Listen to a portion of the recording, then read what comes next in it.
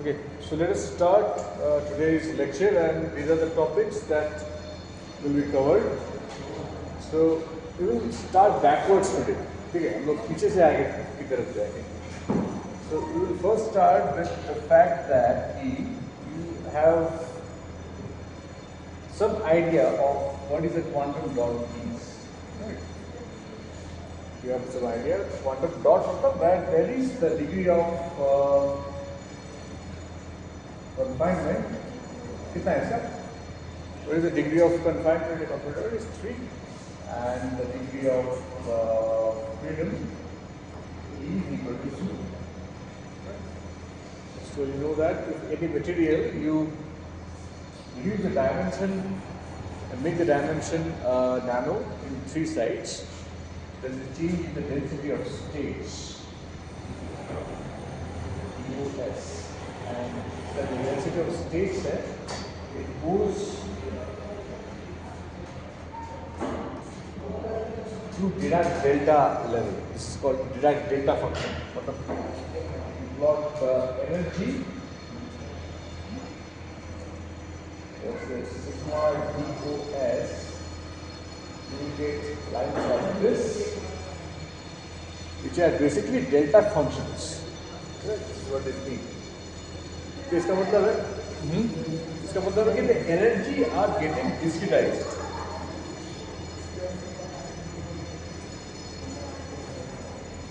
Energy is getting discretized.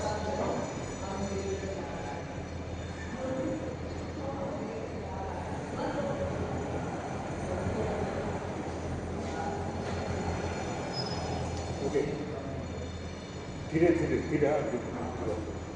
So what is happening here? Energy is getting discretized. So let us take one example. Suppose there is a metal and let's say silicon, N-doped silicon, or N-type silicon.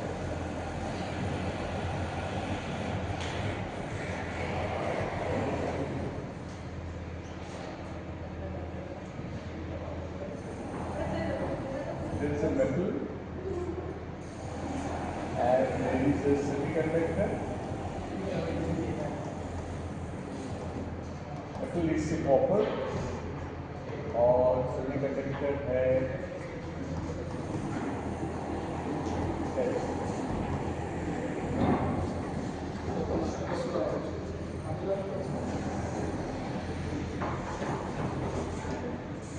Now give me answer of this question. दोनों में क्या quantum dot possible है? Can we make a quantum dot of a semiconductor and a metal? इसका answer कौन देगा? Quantum dot semiconductor और metal में possible है दोनों केसेस में. Why is it not?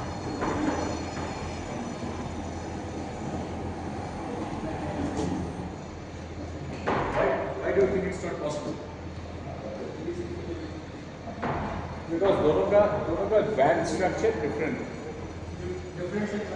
हाँ, तो in metals we have Fermi energy,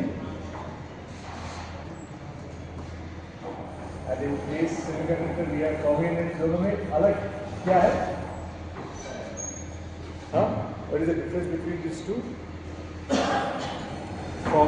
Fermi level में what is the difference? तो बहुत साउंड इसमें तुम लोग दिमाग खराब हो जाएगा. हाँ,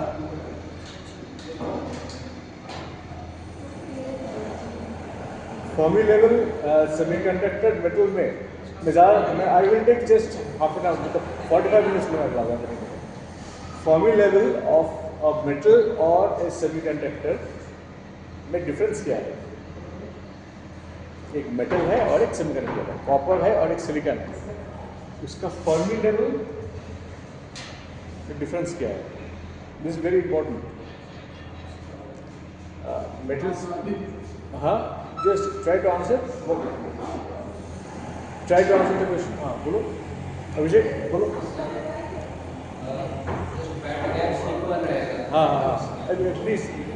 Please don't talk. Please don't talk. It will just be about the bad gap. Right. So in the case of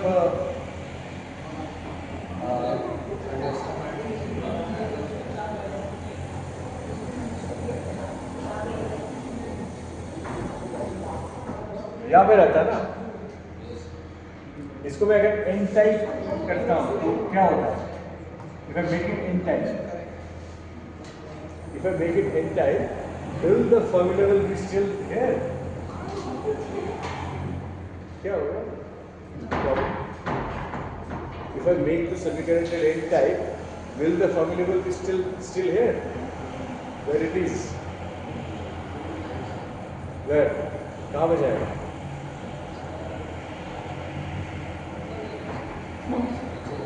N type पे कहाँ रहता है? It goes towards the conduction driver. Don't limit cross myself, please. I'm being lenient. इसका मतलब है you are crossing the limit sometimes. Please don't cross the limit. It goes towards the conduction band. In the case of what? N type. Okay. So what about Fermi level in the case of metals? Metals के case में क्या है?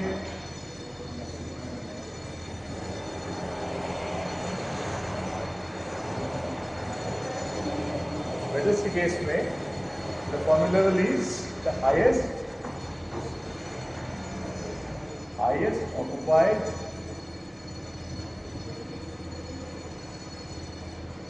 energy level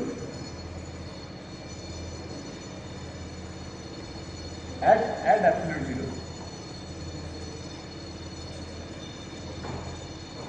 In the case of metals, तो it is just Fermi level है और उसके ऊपर vacuum. This is called EVAC and this is EF. So in fact there is no band gap existing in the case of a semiconductor. So if this is the case, then what will be the quantum confinement? में बोल रहा हूँ. Will it be same in the case of a metal and a semiconductor? It won't be same. In the case of a metal, the EF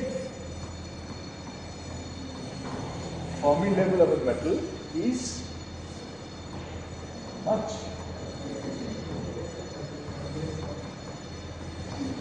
higher than the Fermi level of a semiconductor. Hello. Let's take one example. N-type silicon. इसका जो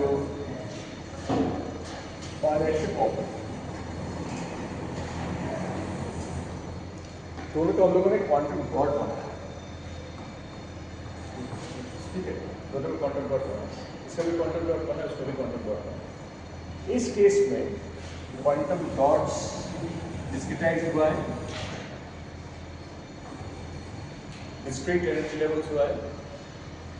इस case में भी quantum dots में discrete, दोनों के case में quantum dot, right. लेकिन इस द discretization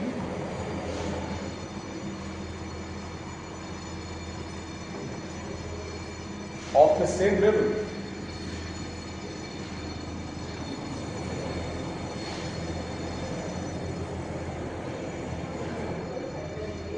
मतलब ये जो एनर्जी गैप है इन दोनों केस में, energy gap, is it same? It's not same. It's not same simply because of the fact that the Fermi energies are different.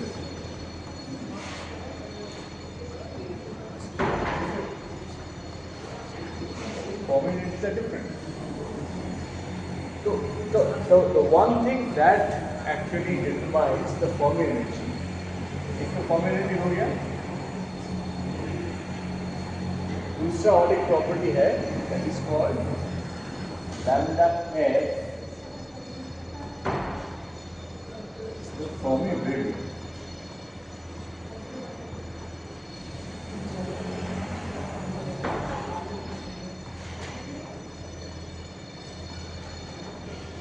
Fermi wavelength, right?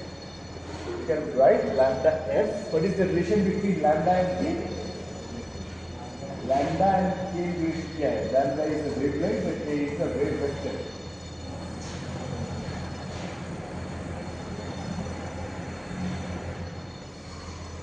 Relation क्या है दोनों में?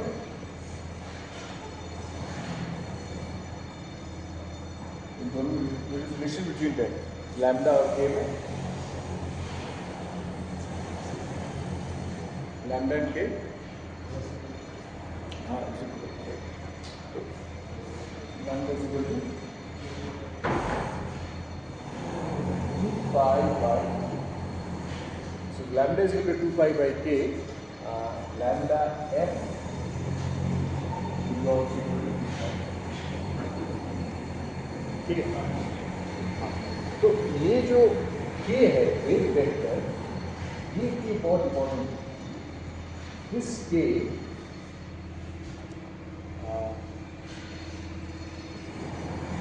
is proportional to n to the power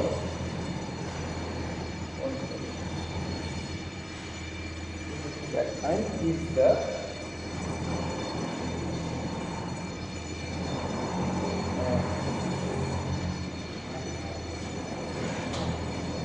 number density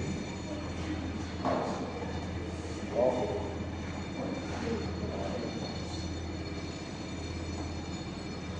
n is the number density of electrons. तो metals के case में usually let's take example of copper. Metals के case में n की वैल्यू होती है of the order of 10 to the power 28 per meter. Number density of electrons in usually in the case of metal is 10 to the power 28 per meter cube, or in the case of semiconductor, जैसे like in this case, की value होती है approximately 10 to the power 22 per. That is why the lambda f Fermi vector in the case of a metal, in the case of a semiconductor, it is of the order of say 25 nanometers.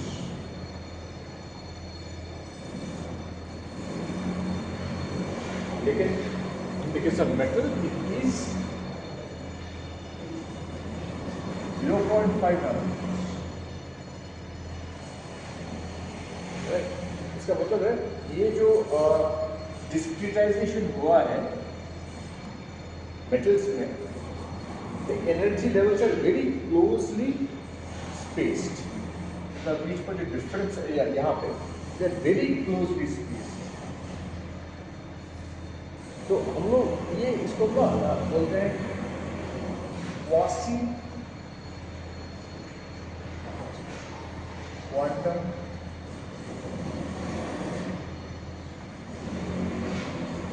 states. Call them as the quasi quantum states. मतलब पूरा quantum नहीं है, half quantum और quasi bound state और bound unbound state.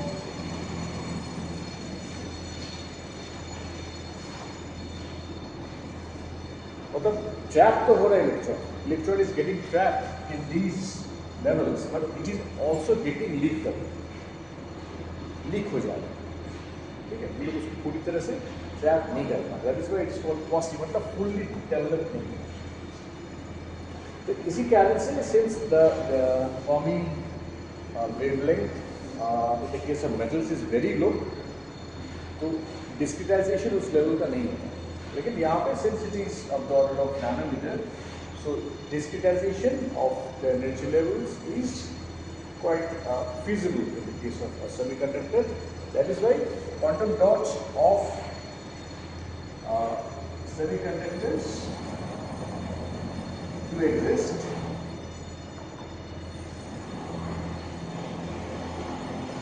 Metals का भी exist होता है, but in a very specified conditions. The quantum dots of metal, they difficult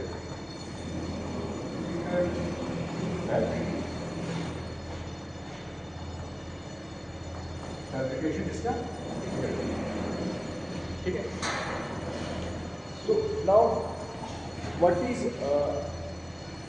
हम लोग डिस्कस कर रहे हैं अभी तक, ये वाला जो स्टेट है हम लोग डिस्कस कर रहे थे कि पैरेलल जंक्शंस, पैरेलल जंक्शन का मतलब हो गया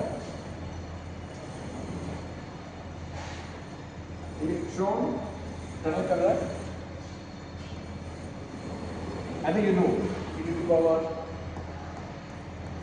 ikx e to the power minus ikx और say c to the power, let's say t transmitted to the power I beta x. I think you know what is this? This is the quantum mechanical aspect of tunneling.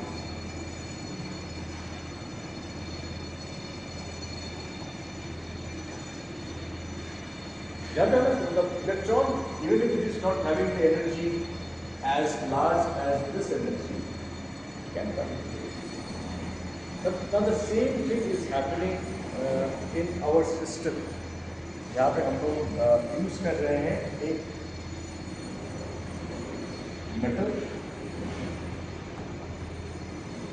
Metal lead, बीच में एक entity है जिसको हम लोग बोल रहे हैं quantum dot, and this are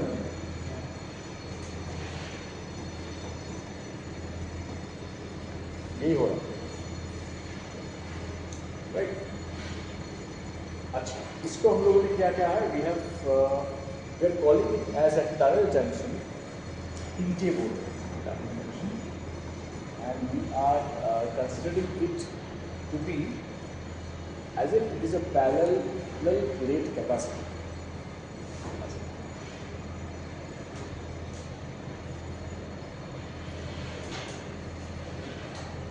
parallel plate capacity जिसमें ऊपर प्लस Q चार्ज है, नीचे minus Q charge.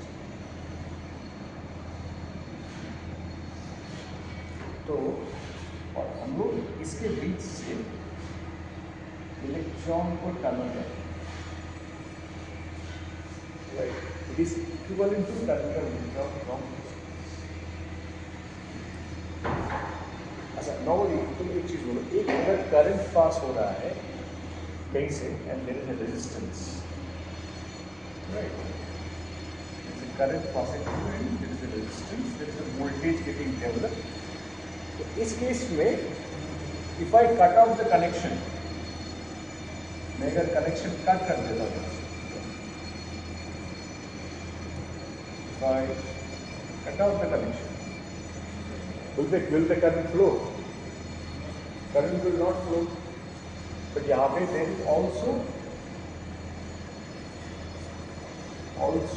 no connection.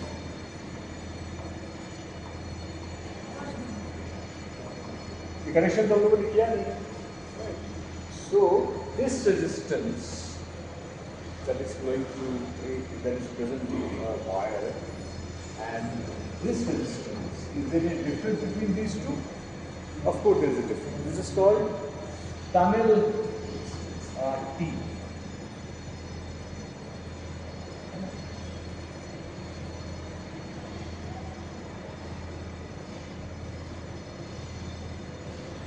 Actually मैं वो क्लास में बोला था I will take till next visit I will take online classes.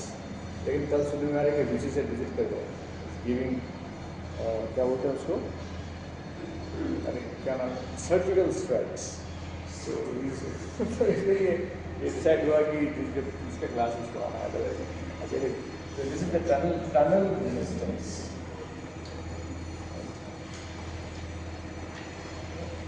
तो टनल रेजिस्टेंस मतलब there is one by one electron.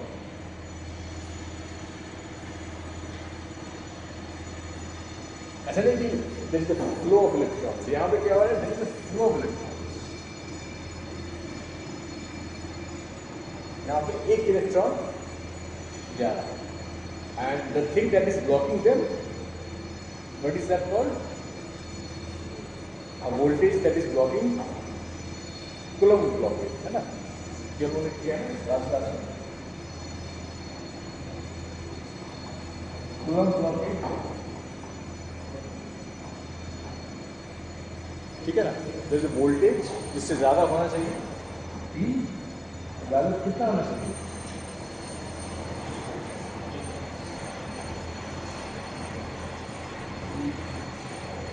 ठीक है.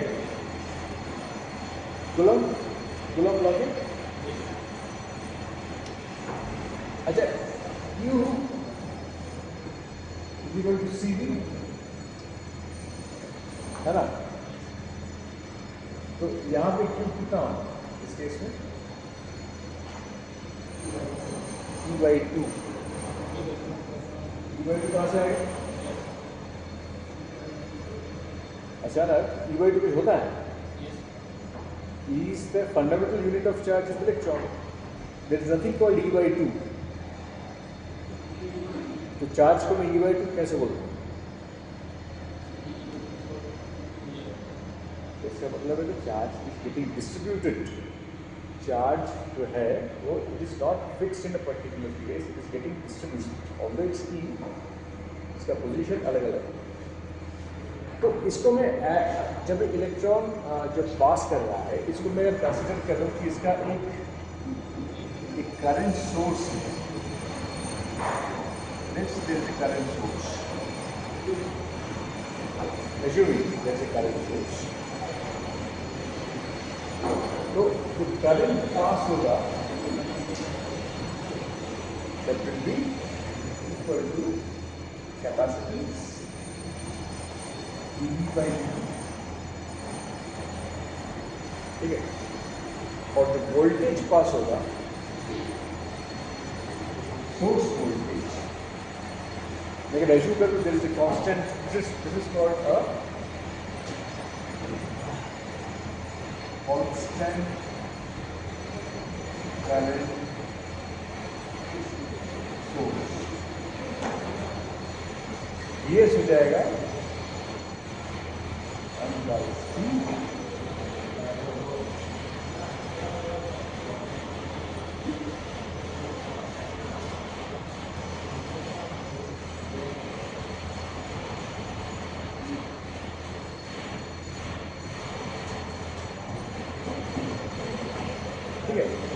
So what this means is that there is a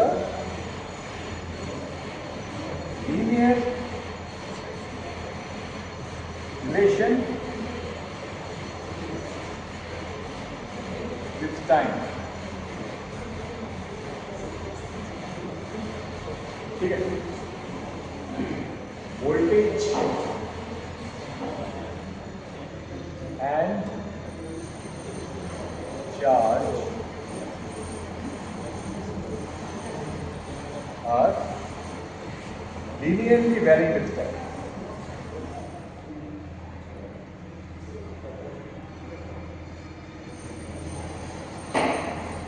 तो ऐसे now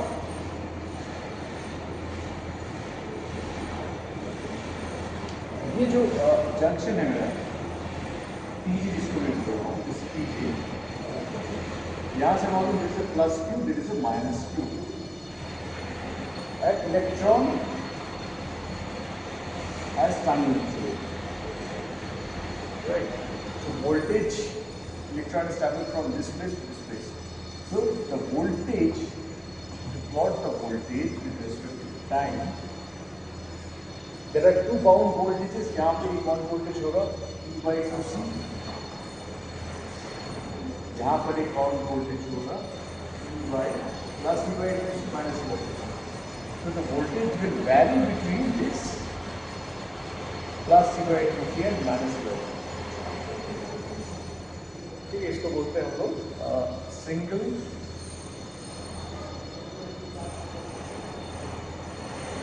इलेक्ट्रॉन ट्रांसमिशन ट्रांजिस्टर और whether it as SET of the SET. So the electron that is traveling, electron that is tunneling out, it is also undergoing some oscillations.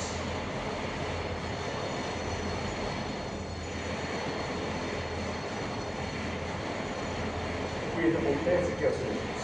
क्या आप stop करते हैं? I'm not able to. इतना ज़्यादा आवाज़ हो रहा है ना कि I am also not able to focus.